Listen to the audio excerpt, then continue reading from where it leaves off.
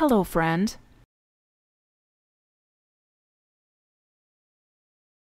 রসিকবাবুর বাগান হইতে বাঁশ কাটিয়া আনিয়া মাচা বাঁধা হইল। তারপর হারুকে মাচায় শোয়াইয়া হরিবোল দিয়া মাচাটা তাহারা কাঁধে তুলিয়া লইল। শশী কহিল, এখন তোমরা হরিবোল দিও না, হারু সন্ন্যাস যাত্রা করেনি, বাড়ি যাচ্ছে। কথাটা এমন করিয়া শশী ইচ্ছা করিয়া বলে নাই। নিজের কথায় নিজেরই চোখ দুটি তাহার সজল হইয়া উঠিল। রাস্তাটি চওড়া, মন্দ নয়, কিন্তু কাঁচা। বর্ষাকালে কোথাও এক হাঁটু কাদা হয়, কোথাও এঁটেল মাটিতে বিপজ্জনক রকমের পিছল হইয়া থাকে।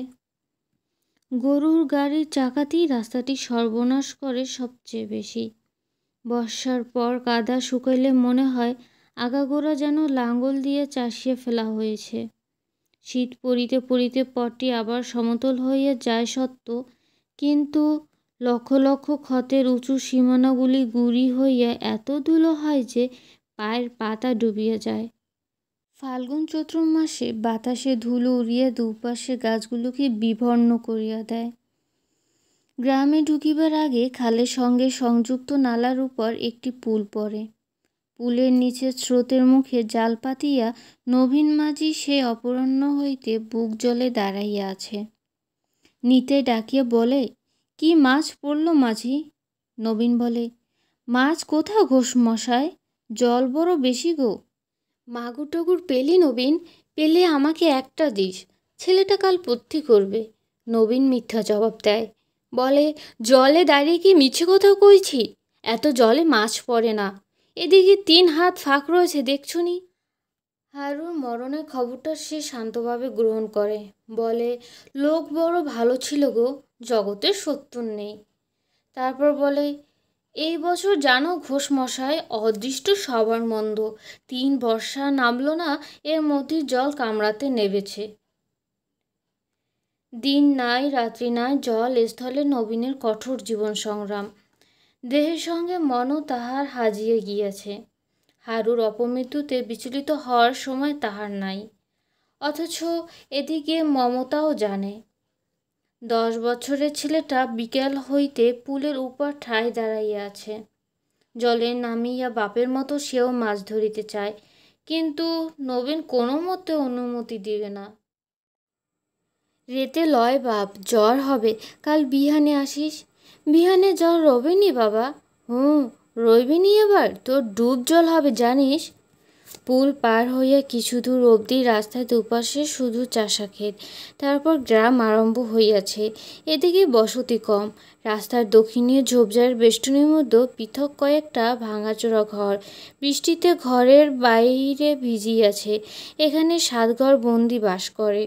গ্রামের ছেলে মেয়েদের মধ্যে ওরাই সবচেয়ে গরিব, সবচেয়ে ছোট লোক, সবচেয়ে চোর। দিনে ওরা যে গৃহস্থলে চাল মেরামত করে, রাতে সুযোগ পেলেই তাহার ভিটায় শীত দেয়। কেহ না কেহ ওদের মধ্যে 6 মাস 1 বছর জেলে পড়িয়েই আছে। ছাড়া পাইবার পর গ্রামে ফিরিয়া বলে, শ্বশুর ঘর থেকে ফিরলাম দাদা, বের ছিলাম গো। একটুকু পার হয়ে গেলে বসতি ঘন হইয়া আসে। বাড়ি ঘরে উন্নতি অবস্থা চোখে পড়ে। পথের দুদিকেই দুটি একটি শাখা পথ পড়ার দিকে বাহির হইয়া যাইতেছে আরম্ভ করিয়া দেখা যায়। মাঝে মাঝে কলা বাগান, সুপারি বাগান ও ছোট ছোট বাঁশঝাড় ডাইনে বায়ে আবির্ভূত হয়। আম বাগানকে অন্ধকারে মনে হয় অরণ্য। কোনো কোনো বাড়ির সামনে কামিনী, গন্ধরাজ ও জবা ফুলের বাগান করিবার ক্ষীণ চেষ্টা চোখে পড়ে। ক্রমে 2-1টি পাকা দালানের সাক্ষাৎ পাওয়া যায়। বাড়িগুলো আগাগোড়া দালান নয়, এক ভিটে 2খানা ঘর হয়তো ইটের, বাকিগুলো সনে ছাওয়া চাচে বেড়ায় গ্রামেরই চিরন্তন নিজস্ব নির্জন স্তব্ধ পথের সব্বাহী তাহারাই জীবনে সাড়া দিয়ে চলিয়াছে। শশীর বিষণ্ণতা ঘুচিবার নয়, আলো হাতে সকলের আগে আগে সে যাইতেছিল। নিতাই, সুদেব ওরা কথা কইতেছে সকলেই, কথা নাই কেবল শশীর মুখে। পথের ধারে কোনো বাড়িতে আলো জ্বলিতেছে দেখিলে তাহার ইচ্ছে হয় হাঁক দিয়া বাড়ির লোকের সাড়া নেয়। 1 মিনিট দাঁড়াইয়া অকারণে বাড়ির সকলের কুশল জিজ্ঞাসা করে। তাহার সাড়া পাইয়া কান্নারোল তুলিবে না এমন একটি পরিবারের খবর না লইয়া হারুর বাড়ির দিকে চলিতে সে যেন জোর পাইতেছিল না। খানিক আগাইয়েই বাজার। এখানে গ্রাম জমাট বাঁধিয়াছে।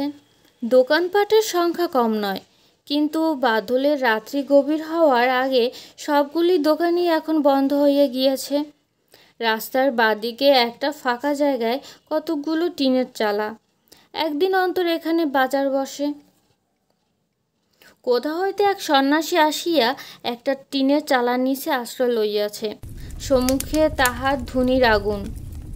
আগুনের সন্ন্যাসী মোটা মোটা রুটি সেকিতেছিল। ওদিকে চালাটায় লোম ওঠা শীর্ণ কুকুরটা খাবার মুখ রাখিয়া তাহাই দেখিতেছে। শশী তাড়াতাড়ি আগাইয়া গেল। তার পা বারবার জল কাদা ভরা গর্তে গিয়া পড়িতেছিল। মনের গতির আশ সে ঠিক ঠিকানা পাইতেছিল না। শ্রীনাথ দাসের মুদিখানার পাশ দিয়া কায়েতপাড়ার পথটা বাহির হইয়া গিয়াছে। হারুর বাড়ি এই পথের শেষ সীমায়। তারপর আর বাড়িঘর নাই। কোরসব্যাপী মাঠ নিঃসাড়ে পড়িয়া আছে। পথের মোড়ে বকুল গাছটির গোড়া পাকা বাঁধানো। বিকালের দিকে এখানে প্রত্যহ সরকারি আড্ডা বসে। আলোটা এখানে নামাইয়া রাখিয়া শশী একটা বিড়ি ধরাইল। চাহিয়া দেখিল গাছের নিচে শুকনো ডাল ও কাঁচা পাকা পাতার উপরে ন্যাকড়া জড়ানো একটা পুতুল পড়িয়া আছে। পুতুলটা শশী চিনিতে পারিল। বৈশাখ মাসে বাজিতপুরের মেলায় শ্রীনাথের দোকানে বসিয়া 1 ঘণ্টা বিশ্রাম করার মূল্যস্বরূপ তাহার মেয়েকে পুতুলটা কিনিয়া দিয়াছিল। বিকেলে বৃষ্টি থামিলে এখানে খেলিতে আসিয়া শ্রীনাথের মেয়ে পুতুলটা ফেলিয়া গিয়াছে। রাত্রে পুতুলের শোকে মেয়েটা কাঁদিবে। সকালে বকুলতলায় খুঁজিতে আসিয়া দেখিবে পুতুল নাই। পুতুল কে লইয়াছে মেয়েটা তাহা জানিতে পারিবে না। শশী কেবল অনুমান করিতে পারিবে যামিনী কবিরাজের বউ ভোর ভোর বকুলতলা ঝাড় দিতে আসিয়া দেখিতে পাইয়া তুলিয়া লইয়া গিয়াছে। যামিনী কবিরাজের বউ চোরও নয়, পাগলও নয়, মাটির পুতুলের সে লোভ করে না। কিন্তু প্রণাম করিয়া মুখ তুলিতে সামনে এত বড় একটা পুতুল পড়িয়া থাকিতে দেখিলে এ কথা মনে হওয়ার মধ্যে বিস্ময়ের কি আছে? যে এ কাজ দেবতার, এই তাহার ইঙ্গিত। পুতুলটিকে আরও খানিকটা গাছে গোড়ার দিকে ঠেলিয়া দিয়া আলোটা তুলিয়া লইয়া শশী আগাইয়া গেল। বলিল, সাবধানে পা ফেলে চল নিতাই, আস্তে পা ফেলে চল। ফেলে দিয়ে হারুকে কাদা মাখিও না যেন। কি রাস্তা! কায়েতপাড়ার সংকীর্ণ পথটির দুদিকে বাঁশঝাড়ে মশা ভন ভন করিতেছিল। যামিনী কবিরাজের গোয়ালের পিছনটিতে 3 মাসের জমানো গোবর পচিয়া উঠিয়াছে। ডোবার মধ্যে সারা বছর ধরিয়া গজানো আগাছার জঙ্গল এখন বর্ষার টুবু জলের তলে হাঁপাইয়া হাঁপাইয়া বিষাক্ত হইয়া উঠিয়াছে। খানিক দূর আগাইয়া হারুর বউয়ের মরা কান্না তাহাদের কানে ভাসিয়া আসিল।